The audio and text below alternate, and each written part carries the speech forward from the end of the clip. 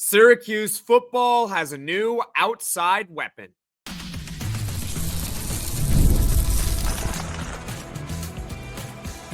You are Locked On Syracuse, your daily podcast on the Syracuse Orange. Part of the Locked On Podcast Network, your team every day. Hello, everyone, and welcome into Locked On Syracuse. I'm Jackson Holzer, and thank you for making us your first listen of every single day here on the Locked On Podcast Network, where it's your team every day, and we are free and available wherever you get your podcasts. And folks, on today's mini podcast, we are going over a transfer portal addition to the receiver room for Syracuse. Rutgers, Chris Long Jr. Everyone welcome Chris Long Jr. to Syracuse. He announced it per himself just a couple of days ago, but with everything going on news-wise, I finally could get to it today. So on today's mini podcast, I'm going to give you guys a bio and a little bit of a scouting report on Chris Long Jr. I'm going to tell you guys the receiver depth chart and Chris Long's possible role on the team next season for the Orange. So, Chris Long Jr. is 6'1", 180 pounds, and he's got one more year of eligibility remaining. He transferred from Rutgers to Syracuse. It's always nice when we can steal a Rutgers guy, right? Doesn't it feel just a little bit extra, right? Getting a transfer is all cool, but when you can steal from Rutgers, that's pretty nice. I like that. So, Chris Long, he has been with Rutgers since 2020. Last season, he played in 7 games, had 11 catches for over 160 yards and 1 touchdown. His career numbers, he has played in over 30 games, 32 to be exact. He's got 28 catches, 391 yards, and 2 touchdowns. Here is how I see him fitting with Syracuse next season. He profiles to be an outside wide receiver, which is perfect. I don't know if you guys caught the announcement last night at the dart party in New York, but Fran Brown mentioned, or actually he confirmed this, that Trebor Pena, the starting slot receiver, is going to be back with Syracuse next season. That is terrific news. But why do I mention that? It's because he's the starting slot guy. Syracuse doesn't need to touch any slot guys in the transfer portal. Chris Long Jr. is an outside wide receiver. So that's why I mentioned Pena and everything like that. He would not have been any sort of replacement. Long was a 4-star recruit, but that was back in 2020. So it's been a while. I've been seeing a lot out there about him being a 4-star transfer, and I don't want to, damper that, but he's not technically a 4-star transfer. He's a 4-star recruit from 2020. So that's a long time ago. And what you're hoping for a guy like Chris Long is that he can finally live up to his recruiting potential. That's what you're hoping for here. If not, you're hoping that he could at least compete for a starting outside wide receiver spot in spring and in fall camp. But my initial gut feeling, my gut reaction to Chris Long to Syracuse is this is a depth outside wide receiver. And that's okay. It's okay that it's a depth guy because, as I'm going to talk about coming up, the Orange are pretty set at wide receiver for next season. So that's what we'll talk about next here on Locked On Syracuse. Once again, I'm Jackson Holzer, and we are breaking down Chris Long Jr.'s transfer from Rutgers to Syracuse just a couple of days ago. Stick with me here on Locked On Syracuse. It's that time of the year. The college football playoff is back, and with the newly expanded 12-team format, it's guaranteed to be bigger and better than ever, bringing you all the hard-hitting, high-flying excitement that you love. TNT Sports' coverage of the college football playoff begins December 21st, starting with the college football playoff kickoff show presented by AT&T at 11 a.m. Eastern, leading into our first matchup, the Southern Methodist University Mustangs battling the Penn State Nittany Lions at noon. Then the Clemson Tigers look to upset the Texas Longhorns in a showdown at 4 p.m. Eastern. Don't miss a moment of the action. Watch the college football playoff presented by Allstate live on TNT, True TV, TBS, and Max. Make your holidays bigger and brighter with Prize Picks, the best place to get real money action while watching your favorite sports. You can now win up to 1,000 times your money on Prize Picks. Prize Picks now offers MasterCard for quick and easy deposits into your account this sports season. Join now because this holiday season, Prize Picks is giving away 2 free tickets in December, and they're giving away $30+ million in rewards during Picksmas. Prize Picks is the best way to win real money this football season. Which players are going off, which ones aren't. Make your picks in less than 60 seconds and turn your sports opinions into real money all season long on Prize Picks. Download the app today and use code LOCKEDONCollege to get $50 instantly after you play your first $5 lineup. Once again, download the app today and use code LOCKEDONCollege to get $50 instantly after you play your first $5 lineup. Prize Picks, run your game.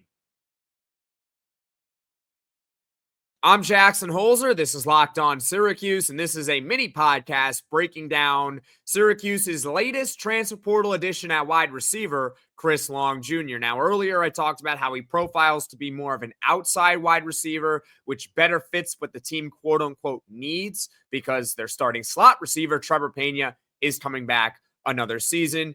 But I did mention at the end of last segment that, hey, Chris Long Jr., if you look at his profile and you look at what his role could be on the team, he appears like he's probably going to be a depth guy. This is a depth wide receiver.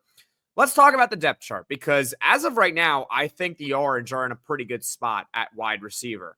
Their starting slot receiver, as I said, it's Trebor Pena. Now it's Trebor Pena confirmed for next season, which is awesome. And I know that the Orange are not going to have all ACC wide receiver Jackson Meeks this next season. He's out of eligibility. However, there are plenty of guys on the roster that I think can compete for that starting spot, including Chris Long Jr. So let's go over some of the possible candidates. And this is in no particular order. And if I'm missing someone, feel free to comment in the comment section below. There's a lot of receivers. It's just how it is. But you got Darrel Gill. Darrel Gill had over 400 yards and 2 touchdowns this season. He'd be heading into his 3rd year in college. So I like Darrel Gill, and he had that huge game against UConn where he had over 180 yards, and he was really coming around towards the end of this season. I like him. What do you guys think of him? Leave a comment in the comment section below. I think he's got a chance to be a starting wide receiver for Syracuse next year, and I think he could be a pretty productive player. I like Darrel Gill, so keep him in mind. You also got Justus Ross-Simmons. He's the Colorado State transfer from this season. He had that 2-touchdown game against Virginia Tech. But otherwise, he was kind of quiet this year. And I want you to remember back what we were saying right before the football season in the fall. He could have very easily been a starting wide receiver for this team. But towards the end of fall camp, which bled into the season, he was dealing with that nagging hamstring injury. So it took him forever to get healthy. And because Syracuse had a lot of depth at wide receiver, he essentially got Wally pipped. He got Wally pipped by Jackson Meeks because Jackson Meeks just exploded onto the scene and became one of the better wide receivers in the entire conference. But Justus Ross-Simmons, he was a highly touted transfer from Colorado State last season. And I get it. He dealt with some injuries. So maybe he can be a starting outside wide receiver for the Orange next year. You also have Umari Hatcher. He's a veteran deep ball wide receiver who had 480 yards in 2023. He took a little step back this past season, but he's still good depth to have. You also got Zeed Haynes. Zeed Haynes is maybe the most intriguing player on this list because he was supposed to be the wide receiver 1. He was the transfer from Georgia that I was more excited about than Jackson Meeks. The reason for is because Zeed Haynes was young. Zeed Haynes had only redshirted his freshman year, and he was a 4-star wide receiver. Whereas Jackson Meeks, he was coming from Georgia, but he didn't play all that much at Georgia, and he only had one year of eligibility left. So Zeed Haynes had a ton of hype, and he was okay through the first couple of games. He definitely showed off the speed at times, and it felt like maybe he can only get a little bit better from here, right? But he had personal issues. And so he was out for the rest of the season. He only played in 2 games. But I want you to keep in mind that this guy entered the year as the number 1 wide receiver on the team on the outside.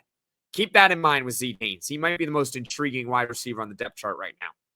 And you also got Emanuel Ross. Emanuel Ross was a 4-star recruit in 2024.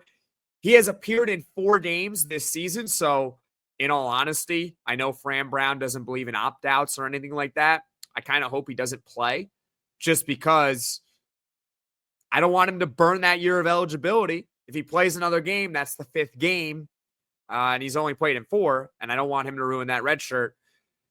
He's an interesting player to talk about, Emanuel Ross. The reason why it's interesting is because he's a big-bodied wide receiver, kind of a red zone threat. That was what he was known for in high school.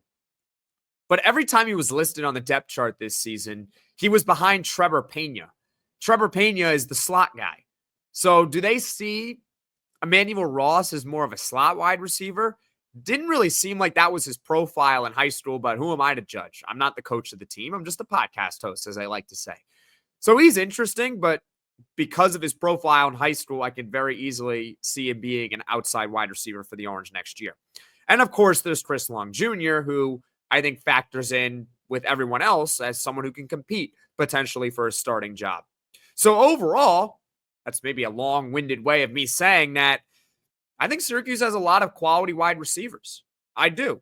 And at minimum, Chris Long is someone that's going to give them just a little bit more depth this upcoming season. And you can never have enough depth, especially at wide receiver when you got so many of them on the field at the same time.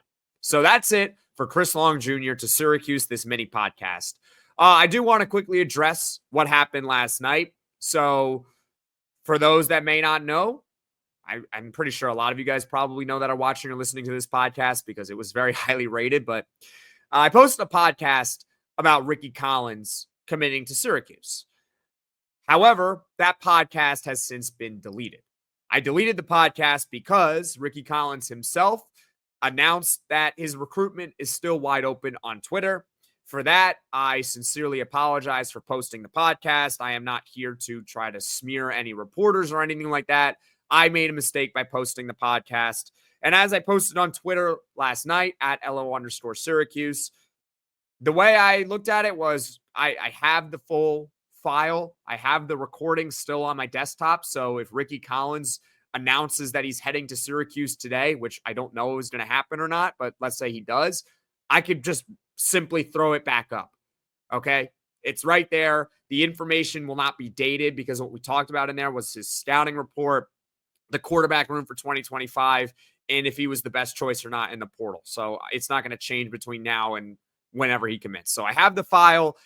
If he does end up committing to Syracuse, I'll just simply repost it, but it has been deleted, and I apologize for jumping the gun last night. As far as what is coming up on the podcast in the future, today we got a lot. We got a lot today.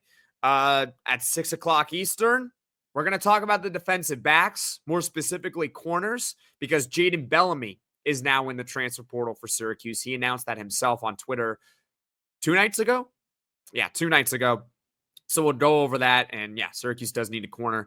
And also ACC squad, I believe, is coming out today at 5 p.m. Eastern. Thank you guys all so much for watching. Thank you all so much for listening. If you like this video, click that like button. If you really liked it, subscribe to the channel, turn on those notifications so you know right away when I am dropping the next podcast. And I will see you all later today.